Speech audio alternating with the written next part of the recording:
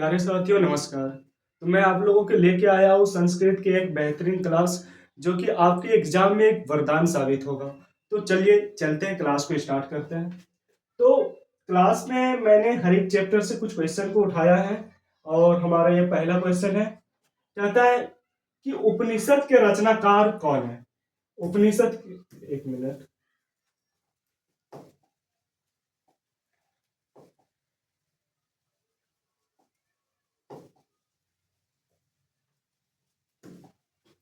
कहता है उपनिषद के रचनाकार कौन है। तो उपनिषद के रचनाकार जो है, उपनिषद के रचनाकार महर्षि वेद व्यास जी थे। उपनिषद के रचनाकार कौन है बच्चों? महर्षि वेद व्यास। मंगलम पाठ के रचनाकार कौन है? तो मंगलम पाठ के रचनाकार जो थे, मंगलम पाठ के रचनाकार वो महर्षि वेद व्यास जी थे। अब कहता है मंगलम पाठ के कितने मंत्र संकलित हैं। तो मंगलम पाठ के कितने मंत्र संकलित हैं? तो मंगलम पाठ के जो है, मंगलम पाठ के 5 मंत्र संकलित है। मंगलम पाठ में 5 मंत्रों को बताया गया है।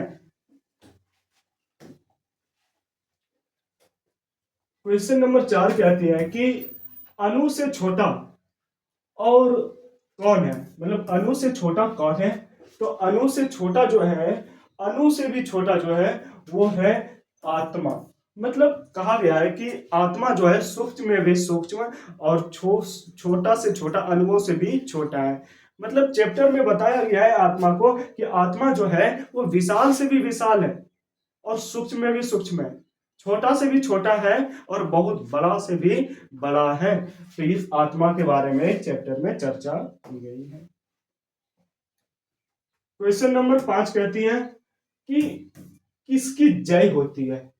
तो भाई जय तो हमेशा किसकी होती है? जय हमेशा होती है सत्य की। क्यों? क्योंकि कभी भी असत्य की जय नहीं हो सकती है। हमेशा चर्चा, हमेशा जय सत्य की होती है। अगर अच्छी चर्चा की बात करें तो अच्छी चर्चा हमेशा सत्य की होती है और असत्य की जो है हमेशा बुराइयां ही होती है।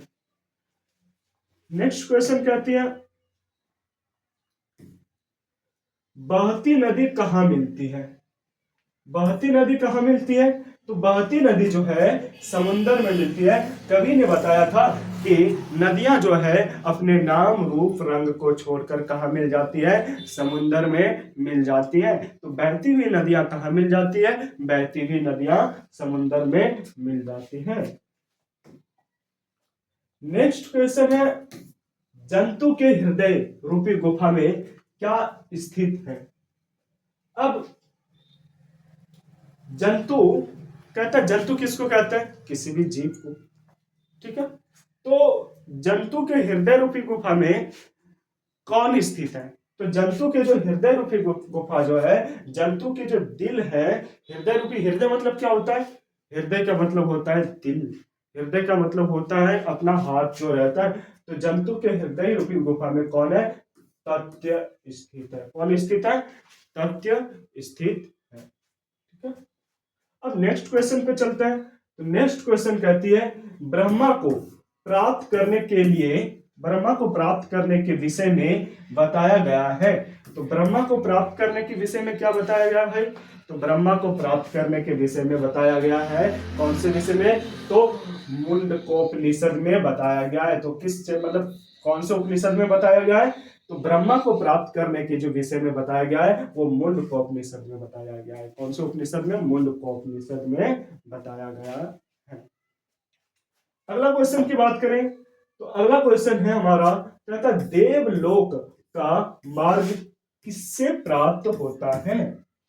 तो देवलोक का मार्ग किससे प्राप्त होता है भाई? देखो, ये असत्य से तो हो नहीं सकती है, क्रोध से भी हो नहीं सकती है, और मोह माया से तो देवलोक जा ही नहीं सकते भाई। तो बचा क्या? देवलोक का जो मार्ग है, देवलोक का मार्ग हमेशा सत्य से प्राप्त होती है।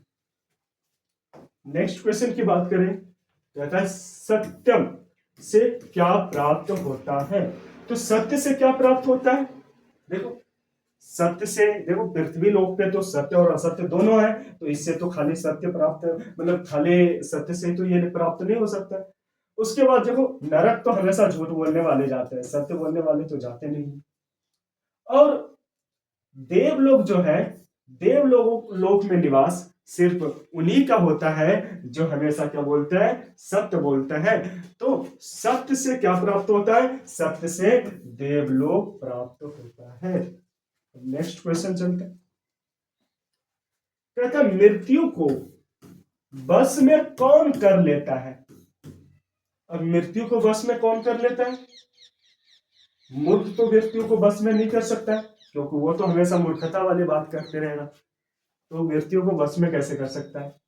अज्ञानी और मूर्ख दोनों तो एक ही हुआ, क्योंकि मूर्ख भी अज्ञानी होता है और अज्ञानी ही मूर्ख कहलाता है। लेकिन जो विद्वान लोग होते हैं वो अपने आप को दिखावा नहीं करते और वो परमेश्वर की भक्ति से वो जो है सत्य का मार्ग अपना के जो है मृत्यु को वश में कर लेता है। तो मृत्यु को कौन वश में कर लेता है भाई, मृत्यु को हमेशा विद्वान लोग वश में कर लेते हैं। आगे बढ़ते हैं। कहता है किसकी जय नहीं होती है। एक बात बच्चों हमेशा ध्यान में रखना, ये नहीं वाले जो शब्द हैं, बहुत सारे बच्चे क्या करते हैं, धड़पड़ में क्या करते हैं, क्वेश्चन को पढ़ते हैं और धड़पड़ में पढ़ने में ये नहीं छोड़ देते हैं और क्या लगाते हैं, क्वेश्चन को गलत करके आ जाते हैं। लेकिन बहुत सारे ऐसे क्वेश्चन होंगे जिसमें आपको क्या मिलेंगे, नहीं मिलेंगे। तो ये नहीं को ध्यान से देखना है और निगेटिव क्वेश्चन को निगेटिव आंसर मानना है। तो किसकी जय नहीं होती है, सत्य की तो जय होती है। उसके बाद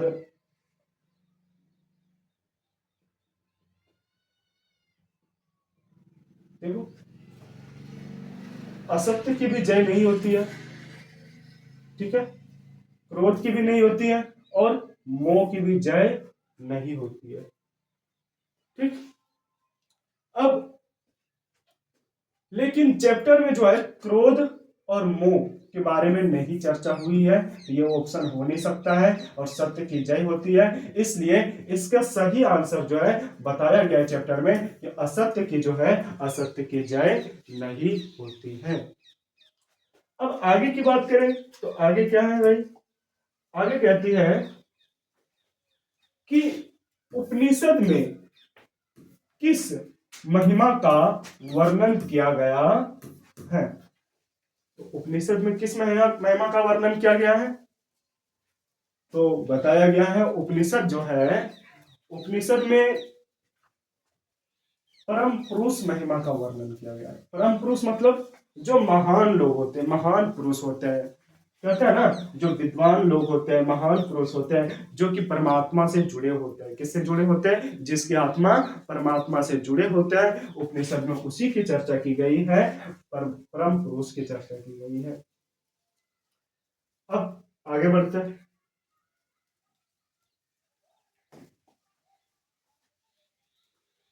कहते हैं उपनिषदों की संख्या कितनी है। तो उपनिषदों की संख्या कितनी है भाई, उपनिषद की जो संख्या है वो 108 है। कितनी है, उपनिषद की संख्या 105 है। उपनिषद की संख्या कितनी है, 105 है। ठीक है, तो उपनिषदों की संख्या कितनी है, हमारे मंगलम पाठ में बताया गया है कि उपनिषद जो है, उपनिषद की कितनी संख्या होती है, उपनिषद की 105 संख्या होती है। ठीक है, अब आगे बढ़ो। 15 नंबर क्वेश्चन कहता है कि आत्मा के गुण रहस्य की किसमें व्याख्या की गई है। ये गुण होगा, ठीक है, आत्मा का गुण, आत्मा के गुण, ठीक है, आत्मा के गुण रहस्य की किसमें व्याख्या की गई है। तो किसमें व्याख्या की गई है, तो आत्मा का जो है कठोपनिषद में व्याख्या की गई है। किसमें व्याख्या, कौन से उपनिषद में की गई है, आत्मा का जो गुण रहस्य है, आत्मा का जो खूबी है, आत्मा का क्या बड़ाई है, उसकी कौन से उपनिषद में चर्चा की गई है, उसकी जो है कठोपनिषद में चर्चा की गई, कठोपनिषद में चर्चा की गई। ठीक है, अब क्वेश्चन को आगे बढ़ते हैं। आगे जो है कहता है कि परमात्मा की महिमा का वर्णन किसमें किया गया है। तो परमात्मा का जो महिमा का वर्णन है किसमें किया गया है, परमात्मा की महिमा का वर्णन ईशावास्योपनिषद में किया गया था। कौन से उपनिषद में किया गया है? ईशावास्योपनिषद में किया गया है। अगर परमात्मा की महिमा की बात करें तो ये कौन से उपनिषद की आ जाती है? ईशावास्योपनिषद में आ जाती है।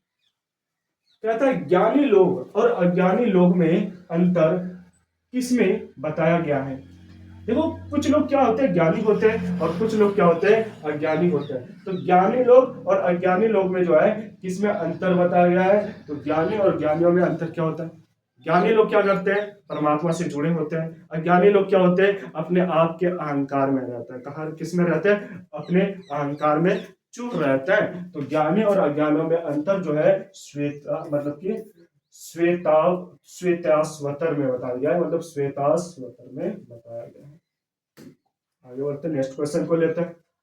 नेक्स्ट क्वेश्चन कहती है कि सत्य का मुख्य किससे ढका हुआ है? तो हमने बताया था जब चैप्टर पढ़ाया था तो अच्छी तरह से बताया था बच्चों कि सत्य का जो मुख है, सत्य का मुख किससे ढका होता है? सत्य का मुख हिरण्यमय पात्र से ढका होता है। देखो कहीं है हिरण्यमय पात्र, सत्य का मुख हिरण्यमय पात्र से ढका होता है। तांबा चांदी लोहा ये सब चीजों से नहीं ढका होता है। सोने के पात्र मतलब हिरण्यमय पात्र से ढका होता है। कहता है सत्य का खजाना कहाँ है? तो सत्य का खजाना कहाँ है? क्या पृथ्वी लोक पे है? नहीं। सत्य का खजाना नरक में भी नहीं है। तो सत्य का खजाना कहाँ है? देवलोक में है। सत्य का खजाना कहाँ है? देवलोक में है। ठीक है, अगला क्वेश्चन की देखें तो 20वां क्वेश्चन कहता है कि एशिया महादेश का सबसे बड़ा सेतु कौन सा है? तो एशिया महाद्वीप में जो सबसे बड़ा पुल बनाया गया है, सबसे बड़ा सेतु बनाया गया है, वो कौन सा सेतु है? गांधी सेतु है। तो एशिया महाद्वीप में सबसे बड़ा सेतु कौन सा है? गांधी सेतु।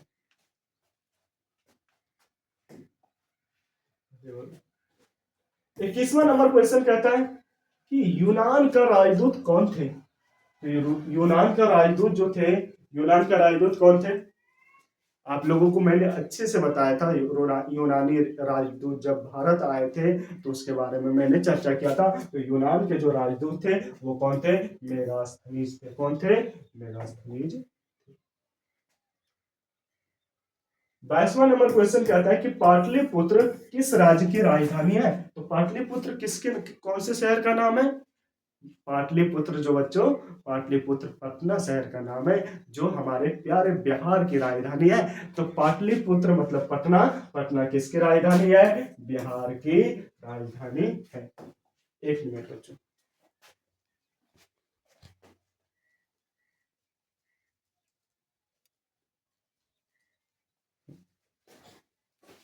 अब अगला क्वेश्चन की बात करें तो अगला क्वेश्चन है महावीर मंदिर कहाँ स्थित है? तो ये जो महावीर मंदिर है वो महावीर मंदिर कौन से बिहार के कौन से शहर में स्थित है? तो महावीर जो मंदिर है वो है हमारे प्यारे, एक मिनट, महावीर मंदिर कहाँ स्थित है? महावीर मंदिर जो है हमारे पटना में स्थित है। कहाँ स्थित है? महावीर मंदिर पटना में स्थित है। ठीक है, उसके बाद नेक्स्ट क्वेश्चन कहता है, नेक्स्ट क्वेश्चन कहता है नगर की पालिका देवी कौन है? तो ये जो नगर की पालिका देवी है, तो नगर की पालिका देवी मैंने बताया था पटल देवी के बारे में। तो नगर की पालिका देवी कौन है? तो कहीं है पटल देवी? हाँ, नगर की पालिका देवी कौन है? पटल देवी। आगे की बात करें 25वां नंबर क्वेश्चन, तो 25वां नंबर कहता है कि कॉमेडी महोत्सव जो है, कौमुदी महोत्सव जो है कहाँ मनाया जाता है? तो कौमुदी महोत्सव कहाँ मनाया जाता है? अपने प्यारे शहर पटना में मनाया जाता है जो कि बिहार की राजधानी है पाटलिपुत्र, जिसका दूसरा नाम है। अगला क्वेश्चन को देखते हैं। 26वां नंबर क्वेश्चन कहता है कि किसके शासन काल में पाटलिपुत्र की शोभा तथा रक्षा व्यवस्था अति उत्कृष्ट थी? तो ऐसा कौन सा राजा था जिसके शासन में जो है पाटलिपुत्र की रक्षा व्यवस्था जो है काफी ज्यादा बेहतरीन था, काफी ज्यादा अच्छा था? ऐसा कौन सा राजा है जिसके शासन काल में पाटलिपुत्र काफी शोभनीय था? तो पाटलिपुत्र की जो रक्षा व्यवस्था किसके काल में जो है मतलब कि सुरक्षित था, सौम्य सुरक्षित था? तो किसके काल में था? वो था चंद्रगुप्त मौर्य के काल में था। पाटलिपुत्र में किस रक्षा व्यवस्था जो है किसके काल में सबसे ज्यादा अच्छी थी? तो वो चंद्रगुप्त मौर्य के काल में सबसे अच्छी थी। अगला क्वेश्चन देखते हैं क्या कहती है। अगला क्वेश्चन कहती है कि पाटलिपुत्र का नामांतरण क्या है? मतलब पाटलिपुत्र का नामांतरण क्या है? तो देखो, पाटलिपुत्र पटना का जो है मैंने अनेक नाम बताया था, ठीक है। पाटलिपुत्र पटना का नाम बताया था, अनेक नाम बताया था मैंने, और इस अनेक नाम में जो है एक नाम मैंने कुसुमपुर भी बताया था। पाटलिपुत्र के मतलब पाटलिपुत्र के नामों में से एक नाम जो है हमने क्या बताया था? हमने कुसुमपुर भी बताया था, ठीक है। और ये कुसुमपुर जो है एक पुष्प, एक फूलों के आधार पे जो है कुसुमपुर इसका नाम रखाया गया है, ये भी हमने बताया था।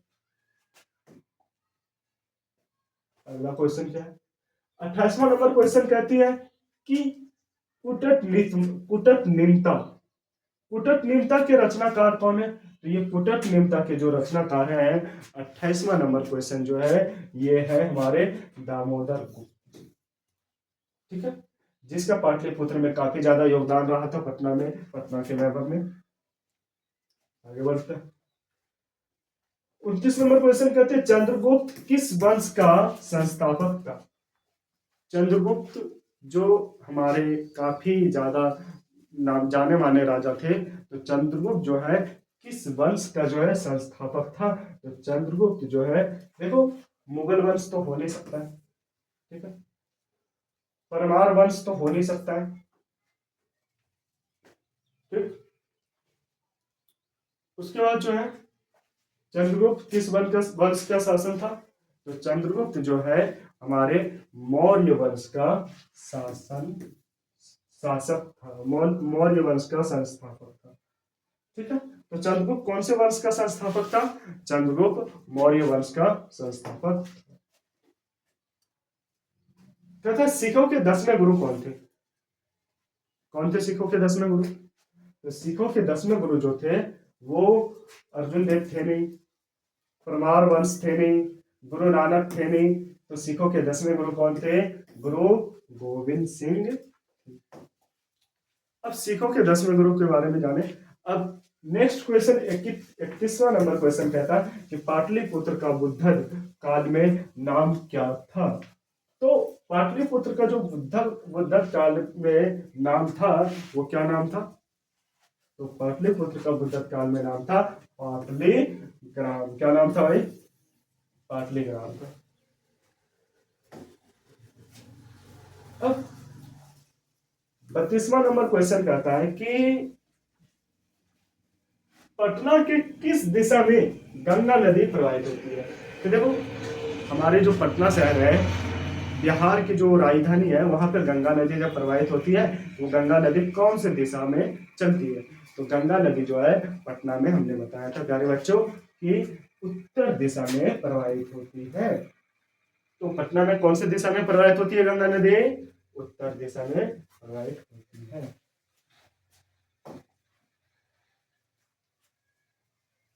नेक्स्ट क्वेश्चन कहती है किस काल में पटना का नाम पाटलीग्राम था? तो भाई किस काल में पटना का नाम पाटलीग्राम था? क्या अशोक के समय था, या महावीर के समय था, या बुद्ध के समय था? तो किस काल में पटना का नाम मतलब कि पाटलीग्राम था? तो ये था भगवान बुद्ध के समय था। किस काल में था? भगवान बुद्ध के समय में। नेक्स्ट क्वेश्चन क्या कहती है? अगला क्वेश्चन कहती है कि गोल घर कहाँ अवस्थित है? आप लोग कभी पटना गए घूमने? प्यारे बच्चों, अभी आप लोग कभी पटना जब जाएंगे ना, तो वहां पे जो है गोल घर स्थित है। तो आप लोग देखेंगे कि गोल घर कहाँ स्थित है। तो गोल घर हमारी राजधानी पटना में। 35वां नंबर क्वेश्चन कहता है कि पाटलिपुत्र का इतिहास कितना वर्ष पुराना है? पाटलिपुत्र जो है, पाटलिपुत्र हमारे 100-200 साल पुराना नहीं है। पाटलिपुत्र का इतिहास जो है हजारों साल पुरानी है। अब पाटलिपुत्र का इतिहास कितने वर्ष पुरानी है? तो पाटलिपुत्र का जो इतिहास है, पाटलिपुत्र के बारे में करीब जो है 2,500 साल पुरानी बताई जाती है। पाटलिपुत्र के इतिहास को करीब 2,500 साल जो है पुरानी बताई जाती है। आगे बढ़े। अगला क्वेश्चन कहती है किस काल में पटना का नाम प्रसिद्ध हुआ था? तो पटना का नाम प्रसिद्ध किस काल में हुआ था? तो पटना का जो नाम प्रसिद्ध हुआ था वो मध्यकाल में हुआ था। हमारे मध्यकाल में पटना जो है प्रसिद्ध हुआ था, नाम ही हुआ था, पटना शहर जो है विख्यात हुआ था। 37 नंबर क्वेश्चन कहती है कि गांधी सेतु पुल कहाँ अवस्थित है? कि गांधी सेतु पुल जो है, गांधी सेतु पुल कहाँ अवस्थित है? तो देखो ये हमारे पटना में अवस्थित है। पटना में गांधी सेतु जो है, जो कि एशिया का सबसे बड़ा पुल कहलाता है, वो कौन सा सेतु है? गांधी सेतु। अगर क्वेश्चन आपको पूछी जाए कि एशिया के सबसे बड़ा पुल कौन सा है, एशिया की सबसे बड़ी सेतु कौन सी है, तो वो कौन सी सेतु कहलाएगी? एशिया की सबसे बड़ी सेतु जो है वो हमारे गांधी सेतु है।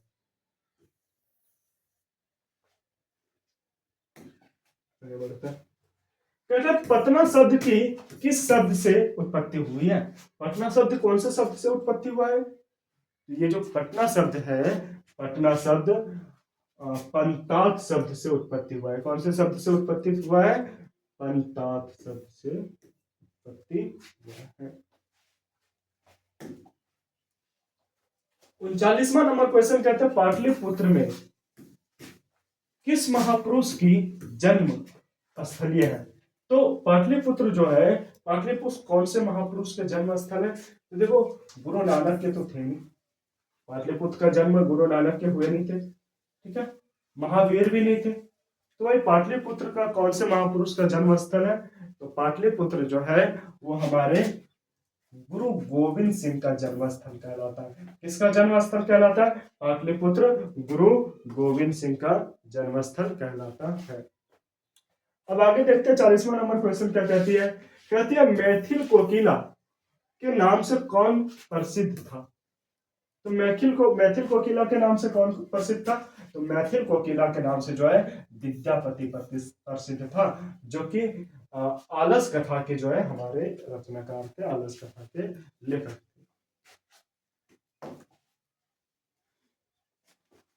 अगला क्वेश्चन कहती है आलस कथा पात्र कहां से संकलित है? मतलब आलस कथा पात्र को जो है कहां से लिया गया है, आलस कथा पात्र जो है कहां से उठाया गया है? तो आलस कथा पात्र जो है कहां से संकलित है? आलस कथा पात्र पुरुष परीक्षा से संकलित है। कहां से संकलित है? पुरुष परीक्षा से संकलित है। नेक्स्ट क्वेश्चन कहती है कि मिथिला का मंत्री कौन था? तो मिथिला का जो मंत्री था वो कौन था? वीरेश्वर था। कहीं ऑप्शन में देखो बुद्ध भी ये तो था नहीं, धर्मवीर था नहीं, मिथिला का मंत्री कौन था? वीरेश्वर। आगे देखते हैं, कहते मनुष्य को कौन नष्ट कर देता है? तो भाई मनुष्य को कौन नष्ट कर देता है?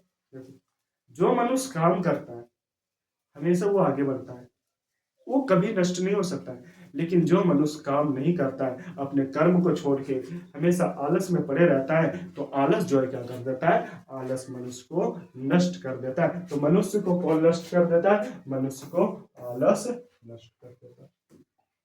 आगे बढ़ते हैं, तो भीषण भूख लगने पर भी कौन कुछ नहीं कर सकता? अब देखो भूख लगे या प्यास लगे या कुछ भी हो, जो लोग आलसी है वो काम करना चाहेंगे नहीं ना? तो कितनों भी भूख लग जाए वो लोग क्या करना चाहेंगे? आलसी लोग काम नहीं करना चाहेंगे। तो भीषण भूख लगने पर भी कौन कुछ नहीं करता है? आलसी लोग काम नहीं करते। वीरेश्वर नाम का मंत्री कहाँ रहता है? वीरेश्वर नाम का जो मंत्री है, वीरेश्वर नाम का मंत्री कहाँ रहता है? भाई मिथिला में रहती है। नेक्स्ट क्वेश्चन कहते आलसियों को कौन अन्य और वस्त्र देते थे? तो आलसियों को जो वस्त्र देते थे, मिथिला के जो मंत्री थे, मिथिला के मंत्री कौन थे?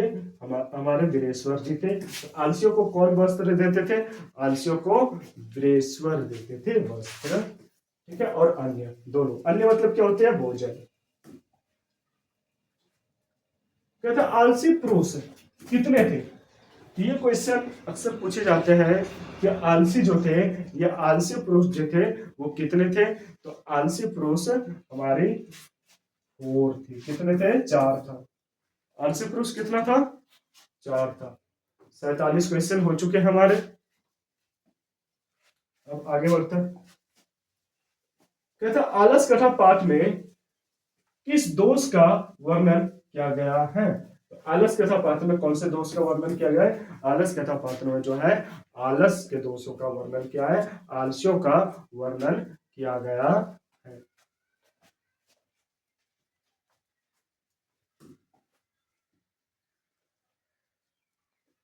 कहते मैथिल कवि कौन था।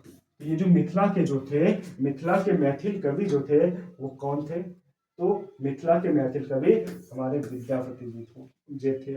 कौन थे, मैथिल कवि कौन थे, मैथिल कवि विद्यापति। थोड़ी क्वेश्चन है। आलस कथा किस प्रकार की कथा है।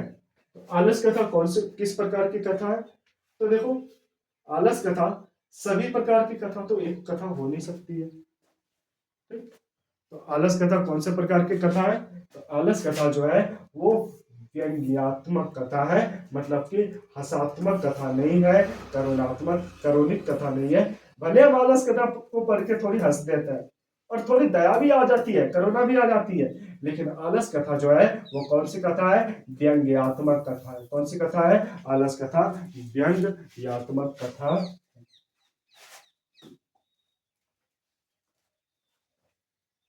अगला क्वेश्चन 51 नंबर क्वेश्चन कहती है कि आलस कथा पाठ के लेखक कौन है। तो भाई आलस कथा पाठ के लेखक कौन है। आलस कथा पाठ के जो है लेखक जो है वो कौन थे, नारायण पंडित जी थे। आलस कथा पाठ के लेखक कौन थे, एक मिनट। ओ, आलस कथा पाठ के लेखक कौन थे, आलस कथा पाठ के लेखक कौन है, तो वो विद्यापति जी थे। नेक्स्ट क्वेश्चन कहते हैं कि आलस कथा में आग मतलब आगे क्यों लगाई गई थी। आलस कथा में जो आग है, आलस कथा में आग क्यों लगाई गई थी। तो आलस कथा में आग आलसियों की परीक्षा के लिए लगाई गई थी। आलस कथा में आग क्यों लगाई गई थी, आलस कथा में आग आलसियों की परीक्षा के लिए लगाई गई थी। क्यों, क्योंकि बहुत सारे आलसी उसमें धूर्त भी आ गए थे ना, इसलिए परीक्षा तो लेनी पड़ी। अब कहते हैं आलस कथा पाठ में किस महत्व का वर्णन किया गया है। तो आलस कथा पाठ में कौन से महत्व का वर्णन किया गया है। तो आलस कथा पाठ में जानवरों के गुण का तो महत्व किया नहीं गया था, देवताओं के गुण का तो महत्व किया नहीं गया था। तो आलस कथा पाठ में जो है इंसान जो थे, इंसानों के गुण के वर्णन किया गया है, इंसानों के मतलब कि चरित्र और इंसानों के आदत मानव गुण का वर्णन किया गया है। ठीक है, तो आलस कथा पाठ में किसका वर्णन किया गया, मानव गुण का। अगला क्वेश्चन है 54 नंबर क्वेश्चन। गरीबों और अनाथों को प्रतिदिन कौन भोजन कराते थे। गरीबों और अनाथों को प्रतिदिन कौन भोजन कराते थे। देखो बुद्धिवीर तो थे नहीं, कर्मवीर भी नहीं थे, धर्म भी नहीं थे। हमारे वीरेश्वर जी तो जो थे वो मतलब कि गरीबों और अनाथों को जो है प्रतिदिन क्या कराते थे, भोजन कराते थे।